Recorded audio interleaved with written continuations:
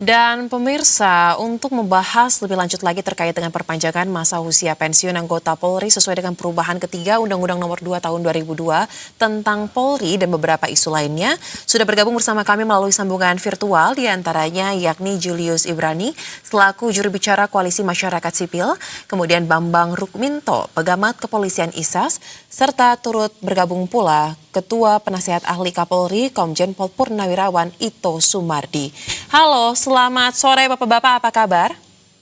Selamat sore. Selamat sore, Pak. Sore, Sosa. Terima kasih. Pak Ito, Mas Baik, Bambang, sore.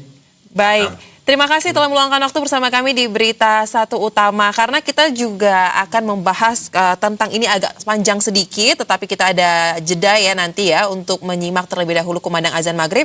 Untuk pertanyaan pertama, saya ingin tujukan ke Pak Julius. Untuk sampai dengan saat ini, apakah dari catatan Koalisi Masyarakat Sipil memiliki agenda ataupun perhatian khusus terkait dengan bagaimana perjalanan pembahasan revisi Undang-Undang Polri hingga akhirnya disahkan pada hari ini? Seperti apa?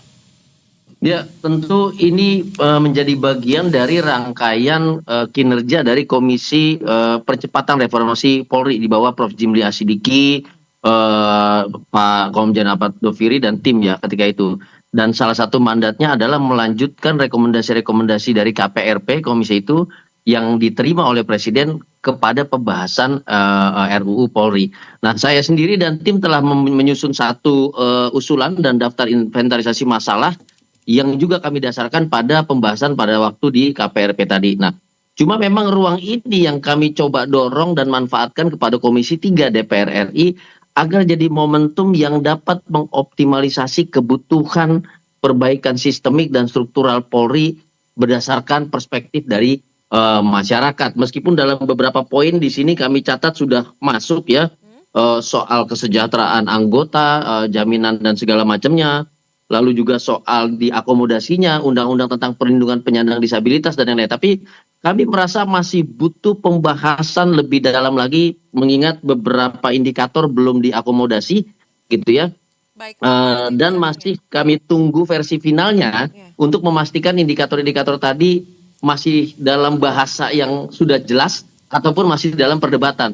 Tadi misalnya soal usia pensiun Kapolri, kemudian penempatan anggota Polri di luar struktur kepolisian dengan indikator fungsional dan yang lainnya. Itu yang kami tegaskan pada hari ini kepada Komisi 3, Sosa.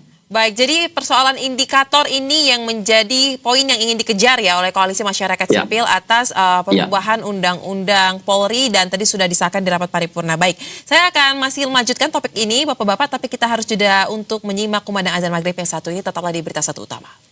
Baik.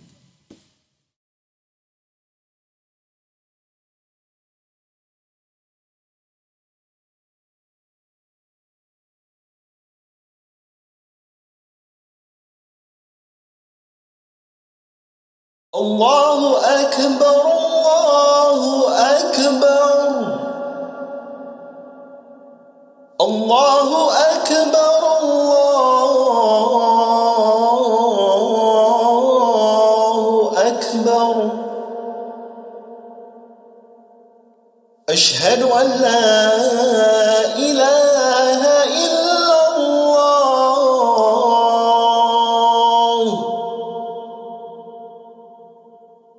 أشهد أن لا إله إلا الله.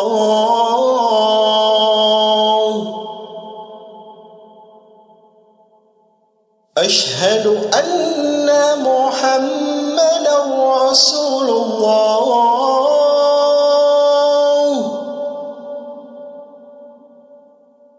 أشهد أن محمدا رسول الله.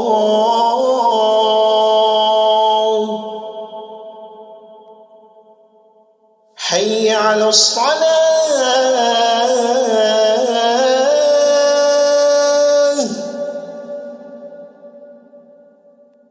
حي على الصلاة.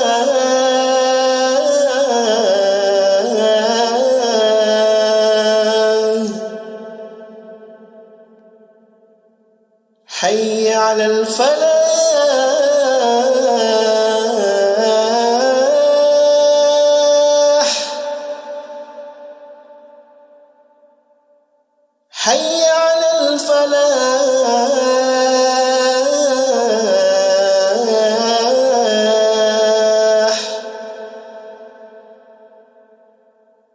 الله أكبر الله أكبر لا إله إلا الله. Terima kasih pemirsa, Anda kembali bersama kami di Berita Satu Utama. Kita lanjutkan dialog. Sekarang saya ingin ke Pak Bambang. Pak Bambang, kalau kita tilik dari perspektif reformasi kepolisian, nah bagaimana Anda melihat terkait dengan perjalanan pembahasan dari revisi Undang-Undang Polri tersebut di parlemen hingga akhirnya pada hari ini disahkan? Apakah dari ISE sendiri juga sama melakukan yang dilakukan oleh Koalisi Masyarakat Sipil, sempat memberikan atau menyusun suatu DIM dan sudah disampaikan juga kepada Komisi 3, dan bagaimana responnya ketika melihat hari ini disahkan undang-undang tersebut? Saya melihat bahwa apa yang dibahas DPR ini berbalik arah dari semangat reformasi 98 ya. Karena bila dan nyaris bertolak belakang dengan semangat yang ada dalam Undang-Undang 2 tahun 2002 tentang Polri. Karena dalam semangat dari reformasi Polri yang digulirkan sejak 98 itu adalah democratic policing, tapi kalau kita melihat apa yang sedang yang dibahas oleh DPR hari ini dengan pasal-pasal yang yang dikemukakan ini berbalik arah gitu loh. Bertolak belakang dengan dari semangat democratic policing, malah menguatkan dominasi negara terhadap Polri seperti itu. Hal ini tampak juga terkait dengan dari pasal perluasan penempatan personil Polri di luar struktur, kemudian juga perpanjangan usia pensiun, terutama perpanjangan usia pensiun Kapolri yang ditambah dan tergantung oleh pada Presiden. Artinya di situ tampak sekali bagaimana dominasi kekuasaan itu semakin kuat untuk mempengaruhi Polri. Artinya ke depan ini sangat berisiko sekali terhadap iklim demokrasi kita ketika kepolisian ini dimanfaatkan untuk kepentingan kekuasaan itu tadi, seperti itu, Sesa. Baik, menjauh dari semangat reformasi 98. Pak Ito, tanggapannya seperti apa? Apalagi tadi ya, kurang lebih garis besarnya untuk contoh konkret yang digarisbawahi, baik itu oleh Pak Julius ataupun Pak Bambang, adalah terkait dengan seperti penempatan Polri aktif di jabatan sipil dan juga penambahan usia, apalagi ini usia Kapolri. Silakan. Saya yang pernah menjadi bagian daripada lembaga Polri tentunya secara empirik ya, dengan disahkannya undang-undang tentang Polri yang merupakan daripada cerminan daripada keinginan masyarakat, Mbak. Tentunya Polri harus segera melakukan penyesuaian regulatif, baik secara kelembagaan maupun operasional. Dan untuk mengimplementasikan norma-norma baru Undang-Undang Polri, hasil revisi yang bukan berasal dari Polri tentunya. Ini kan kita menangkap dari KPRP, dari masyarakat ya. Kemudian saya kira yang disampaikan Pak Bambang tadi mungkin kita beda pendapat, karena saat ini justru Polri banyak sekali kewenangan-kewenangan yang sudah dilimpahkan ke instansi lain ya. Saya kira kita semua harus secara jujur melihat perkembangan saat ini. Nah, 5 hal yang harus dilakukan oleh Polri adalah pertama, memetakan substansi perubahan dan gap analisis ya. Melakukan analisa gap daripada peraturan-peraturan yang selama ini sudah berlaku dengan peraturan baru.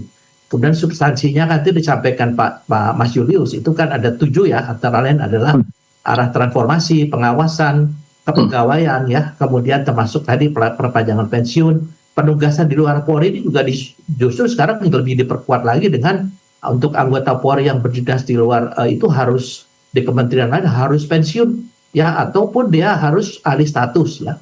Kemudian masalah HAM, teknologi dan juga jaminan sosial. Yang kedua adalah menyusun regulasi turunan ya dengan revisi internal, karena kan secara logika memang aturan baru ini juga harus kita menyesuaikan. Yang ketiga, melakukan reformasi SDM, karir dan kultur organisasi. Tadi kan ada perpanjangan usia pensiun, kita beda dengan TNI ya, kita hanya 60 dan juga sangat dibatasi sebetulnya ya.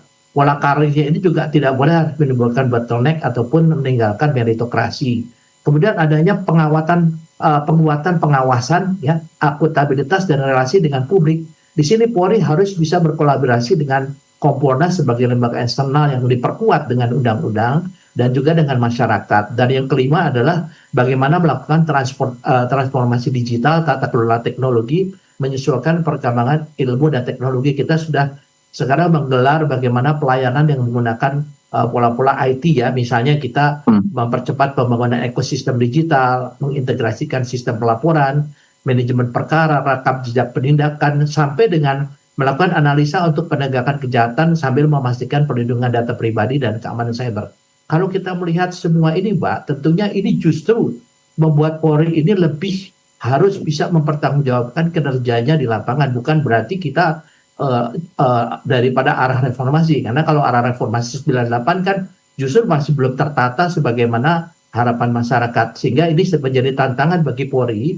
Dengan adanya perubahan dan undang-undang yang baru ini, kita harus bisa membuktikan harapan dari masyarakat yang dituangkan melalui Komisi Percepatan Reformasi Polri ini betul-betul harus dilaksanakan. Masyarakat akan menilai, dan tadi saya sampaikan justru kewenangan-kewenangan Polri sekarang banyak sekali yang dialihkan kepada lembaga lain. Jadi sekarang Polri harus memang fokus kepada revisi undang-undang yang telah disahkan. Demikian, Mbak Sasa. Baik, tapi Pak Ito, sepanjang pengetahuan Anda Pak, sampai dengan di hari ini kita berdialog, para anggota Polri aktif yang menduduki jabatan di instansi sipil Pak, rata-rata mereka ini menjabat itu ketika berapa lama lagi rentan waktunya menuju ke usia pensiun, dan juga apakah mayoritas dari mereka itu tetap aktif sebagai anggota Polri atau memang banyak juga yang memilih untuk mengundurkan diri demi menghindari adanya konflik kepentingan? Ya, kan tadi sebagaimana ya kita ketahui kan undang-undang ini baru disahkan, Mbak. Tentunya kita memerlukan waktu untuk penyesuaian, yaitu tadi saya sampaikan langkah menyusun regulasi turunan dan juga revisi internal peraturan SOP dan lain sebagainya. Tentunya kita tidak bisa saat ini juga kita mengharapkan bahwa perubahan ini sudah sekaligus bisa dirasakan masyarakat. Saya sebagai Ketua Penasihat Ahli Kapolri, kita ada 32 penasihat ahli Kapolri dari berbagai disiplin ilmu, kita selalu membahas bersama dengan tim internal Polri, dan dari 32 penasihat ahli ini 29 adalah orang luar, termasuk teman-teman Mas Julius ya dari Koalisi Masyarakat Sipil. Nah, ini semua kita tampung, Mbak. Saya kira sekarang dengan adanya lembaga pengawas Kompolnas yang diperkuat menjadi undang-undang dan juga sorotan dari masyarakat, Polri tidak bisa kita melakukan tindakan-tindakan yang tentunya tidak sesuai dengan norma-norma yang diharapkan oleh mereka. Saya kira ini yang tentu kita perlu menunggu ya Pak ya, karena undang-undang ini baru disahkan. Kita lihat daripada PP-nya, tadi disampaikan Mas Julius, juga masukan dari Mas Bambang, tentunya juga kita harus melihat ya, harus bisa memetakan tadi permasalahan, substansi perubahannya, kemudian juga menganalisa perubahan-perubahan apa yang menjadi gap selama ini yang harus kita sesuaikan. Demikian, Pak. Nah, saya sepakat Pak, memang membutuhkan waktu untuk kita melihat bagaimana hasil dari perubahan yang termaktub dalam undang-undang tersebut. Tetapi kalau kita berbicara mengenai apa yang sudah terjadi sebelumnya sehingga ini menjadi bahan untuk bisa masuk ke dalam pembicaraan untuk perubahan yang lebih baik. Nah, saya ingin ke Bang Julius. Spesifik, kita akan membahas mengenai pasal 30 ayat 5 huruf C tentang usia pensiun dari Pati Bintang 4 yang dimungkinkan untuk lebih dari 60 tahun dengan beberapa kondisi dan catatan. Nah, kalau Koalisi Masyarakat Sipil melihat terkait dengan poin ini, implikasinya secara real kepada masyarakat ataupun kepada internal akan seperti apa, Bang Julius? Jadi ada dua indikator saja. Pertama adalah indikator tentang kinerja dulu. Yang ingin diketahui masyarakat, apa relasi antara kinerja dan usia. Itu dulu. Kalau kinerja kaitannya dengan fisik, betul-betul teknis di lapangan, tentu ini perlu daya dukung dari usia gitu. Semakin tua dia maka akan sulit mengemban tugasnya. Tapi kalau yang didorong kemudian adalah indikator kinerja-kinerja strategik, kinerja-kinerja program panjang ke depan yang berjenjang, maka tentu semakin matang usia semakin dibutuhkan bagi institusi. Nah, ini yang kami belum dengar. Kalau kita pakai perbandingan dengan TNI, dengan jaksa, dengan hakim, memang usia itu kemudian disamaratakan ya, di usia 60 lalu ada perpanjangan 58, 59 untuk apa yang struktural dan perwira di bawah. Sedangkan yang fungsional sesuai dengan institusi masing-masing. Nah, yang ingin diperdengarkan kepada publik adalah saat ini kebutuhan publik terkait dengan usia apa dan berapa. Saat ini yang menjadi indikator kinerja bagi penilaian presiden, hingga kemudian juga ada indikator bahwa kemudian di perpanjangan itu dilakukan melalui keputusan presiden dengan kebutuhan. Kata kuncinya kebutuhan, Sosya. Apakah kebutuhan presiden dengan kebutuhan masyarakat ini menjadi satu kesatuan yang tidak dipisahkan agar menghindari politisasi yang tadi dimaksud oleh Mas Bambang. Nah, ini yang kita belum lihat. Tapi kalau rumusan yang kami berikan sebagai masyarakat sipil adalah tentu yang dibutuhkan di lapangan selain kinerja fisik, maka kinerja strategik di depan kaitannya dengan apa sih? Sumber daya manusia, bagaimana jenjang pendidikan, lalu bagaimana jenjang karir, lalu bagaimana pembagian tugas antara fisik dan juga strategi taktik ke depan yang memang butuh banyak kinerja di otak. Ini yang kami dorong. Makanya tadi saya katakan kami butuh indikator itu. Kalau itu belum ada di dalam level undang-undang karena terlalu teknis, maka kita turunkan di level peraturan pelaksana. Tetapi kata kuncinya jangan sampai itu tidak ada sama sekali, Sosa. Sehingga perdebatan kita hari ini adalah usia itu berdasarkan selera. Itu yang tidak boleh.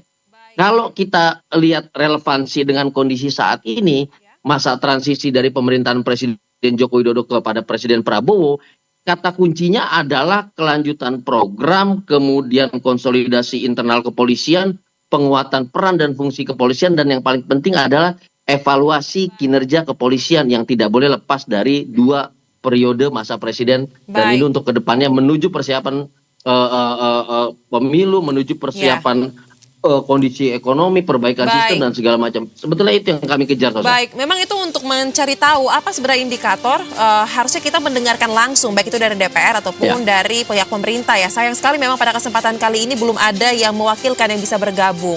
Tapi tidak mengapa, kita akan membahas sesuai dengan konteks yang ada, dan saya akan masuk juga terkait dengan indikator yang sangat penting untuk dibahas, tetapi juga apakah nasib dari regenerasi di tubuh Polri ini akan sangat menjadi ancaman juga ketika aturan ini akan diimplementasikan. Kita bahas usai jeda, tetaplah bersama kami di Berita Satu Utama. Pernyataan pers yang disampaikan oleh Ketua Dewan Ekonomi Nasional Luhut Binsar Panjaitan bersama dengan sejumlah jajarannya dan langsung disampaikan kepada Presiden Prabowo Subianto. Kita akan lanjutkan kembali dialog terkait dengan hasil dari revisi Undang-Undang Polri yang tadi disahkan di Parlemen. Pak Bambang, jadi dengan adanya beberapa catatan dalam revisi Undang-Undang Polri walaupun saat ini sudah disahkan, menurut hemat dari ISES, apa yang paling penting saat ini yang perlu untuk terus dikejar sambil kita melihat bagaimana seperti kata Pak Ito ya, pasti akan ada penyesuaian terkait dengan regulasi yang terjadi ataupun secara internal ya di dalam Polri sendiri setelah disahkannya undang-undang tersebut di Parlemen. Silakan. Ya, untuk membangun kepolisian yang profesional seperti harapan masyarakat, itu salah satunya adalah membangun sistem kontrol pengawasan yang kuat.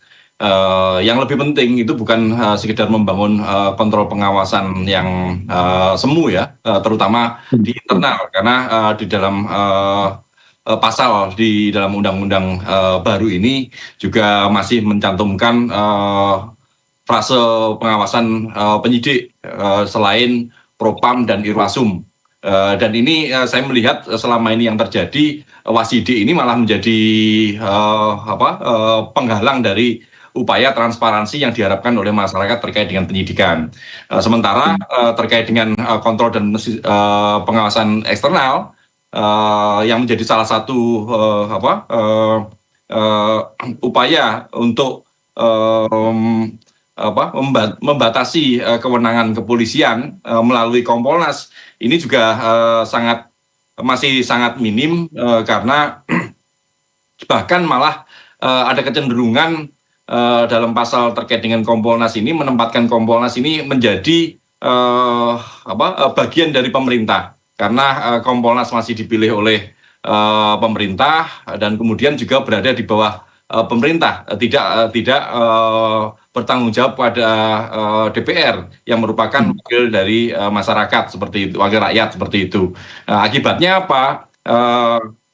Kontrol dan pengawasan eksternal pun ini akan menjadi semu juga, hanya sekedar simbolik saja, karena dengan pasal-pasal yang terkait tadi, penempatan personil Polri di luar struktur di pemerintahan, kemudian batasan usia pensiun Polri yang sangat tergantung pada presiden atau kepala pemerintahan, Akibatnya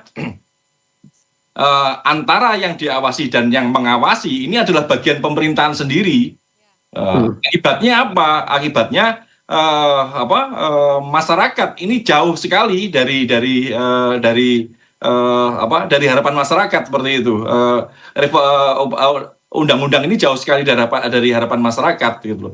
Bahkan saya melihat kepolisian dalam revisi Undang-Undang Polri ini malah ditempatkan sebagai alat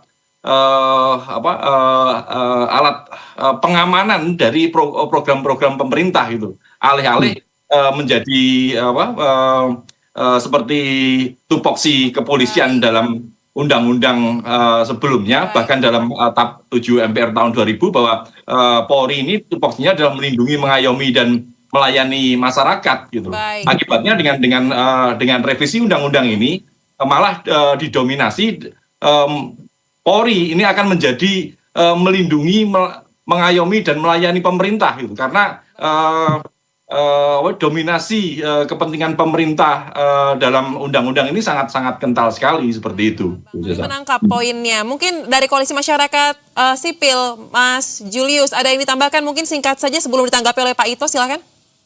Ya, tentu fokus pada kata kunci pengawasan itu, Sosa. Pengawasan melalui Kompolnas itu harus diiringi dengan perluasan dan penguatan kewenangan Kompolnas. Itu satu. Yang kedua, independensi dan akuntabilitas Kompolnas itu cuma bisa terjamin ketika dia di luar struktur. Baik di luar struktur kepolisian ataupun di luar struktur pemerintahan. Nah, yang ketiga, ini juga perlu ada jaminan bahwa Kompolnas ini ke depannya memiliki satu akses yang tidak hanya kepada eksekutif saja, tetapi juga kepada legislatif. Tujuannya apa? Untuk memastikan evaluasi kinerja eksekutif, untuk kemudian disusun regulasi di level perundang-undangan yang lebih baik lagi, menjamin pengawasan itu terjadi. Itu poin yang hari ini juga kami sampaikan sebagai indikator kepada Komisi 3, gitu, Sosa. Baik, Pak Ito, silahkan boleh ditanggapi dan juga sekaligus sepanjang pengetahuan Anda setelah hari ini disahkan, apa yang akan dikerjakan pertama oleh Polri sebagai pihak yang akan lebih penting ya untuk menjalankan terkait dengan revisi tersebut? Baik, Mbak. Sekarang saya ingin menyampaikan terlebih dahulu bahwa pasca 1998 itu masyarakat yang ingin mengharapkan polisi yang demokratis ya, atau democratic policing itu sudah diwujudkan dalam bentuk perubahan struktur, instrumental, dan juga kultur. Namun dalam perjalanannya kan dirasakan bahwa justru itu tidak memuaskan masyarakat, sehingga terjadilah gejolak di masyarakat. Dan kalau kita melihat perubahan undang-undang yang baru, itu pun juga justru memperkuat daripada keinginan masyarakat untuk adanya perubahan struktural, kemudian instrumental berupa SOP, dan juga berupa peraturan-peraturan lain yang termasuk peraturan Kapolri dan turunannya, dan juga kultural. Kultural itu kan melalui pengawasan. Nah, saya kan pada saat saya menjabat sebagai Kabarreskrim dulu kita bentuk namanya Wasidik. Justru ini perlu dipahami bahwa Wasidik itu adalah terdiri daripada 17 fungsi yang tidak bisa diintervensi. Mengapa ada Wasidik? Karena kita juga mencegah jangan sampai ada kesewenang-wenangan daripada penyidik Polri apabila menangani masalah masyarakat. Jadi bisa dilakukan melalui pengaduan masyarakat, kemudian kita lakukan pengolahan sampai dengan bisa dilakukan rekomendasi. Kemudian masalah Kompolnas, kita sudah tahu dari salah satu rekomendasi KPRP itu adalah Kompolnas menjadi satu lembaga independen yang di bawah undang-undang. Jadi kalau dikatakan Kompolnas itu bagian dari pemerintah, itu memang lama. Tapi yang baru ini kan kita menunggu saja bagaimana keputusan pemerintah, terutama dari lembaga legislasi untuk menjadikan Kompolnas dari lembaga independen yang diperkuat dengan undang-undang yang tidak bisa diintervensi oleh pemerintah, bahkan bukan sebagai lembaga untuk mengumpulkan pengaduan masyarakat saja, tapi bisa mempunyai satu penekanan kewenangan kepada masyarakat. Nah, kemudian juga tentunya ke dalam kita sudah tahu bahwa bagaimana fungsi pengawasan dan juga fungsi internal yang dilakukan oleh Polri ini sekarang menjadi fokus daripada Pak Kapolri yang akan menyangkut masalah kinerja daripada anggota. Dengan adanya perpanjangan usia, tentunya Polri harus menyesuaikan ya dengan menata manajemen SDM agar tidak menimbulkan tadi bottleneck, kemudian juga stagnasi karir, dan juga harus menjamin meritokrasi. Siapa yang bisa mengawasi ini? Tentunya Kompolnas kita juga harus berharap bisa juga mengawasi pelaksanaan daripada perubahan daripada undang-undang Polri. Saya kira mungkin kita jangan optimis dulu, Mbak, ya tentunya jangan pesimis dulu. Kita juga harus menunggu bagaimana langkah-langkah yang tadi saya sampaikan 5 hal ya, bahwa Polri harus melakukan yang tadi pemetaan daripada permasalahan, kemudian melakukan analisis strategi, ya kemudian juga kita melakukan reformasi untuk SDM, karir dan kultur organisasi, penguatan pengawasan, akuntabilitas dan relasi dengan publik, menyusun regulasi turunan ya daripada peraturan baru, dan terutama yang paling akhir adalah tadi disampaikan Pak Luhut juga kan, bahwa Polri harus menyesuaikan dengan transformasi digital dan tata kelola teknologi. Sehingga di sini kita berharap dengan adanya aturan-aturan dan langkah-langkah ini, polisi akan menjadi lebih baik. Baik, kita akan kawal Pak bagaimana nantinya perubahan yang akan dilakukan. Namun sayang sekali waktu kita terbatas. Terima kasih untuk diskusi yang dibagikan Pak Ito, Pak Bambang dan juga Mas Julius. Salam sehat, selamat kembali beraktivitas.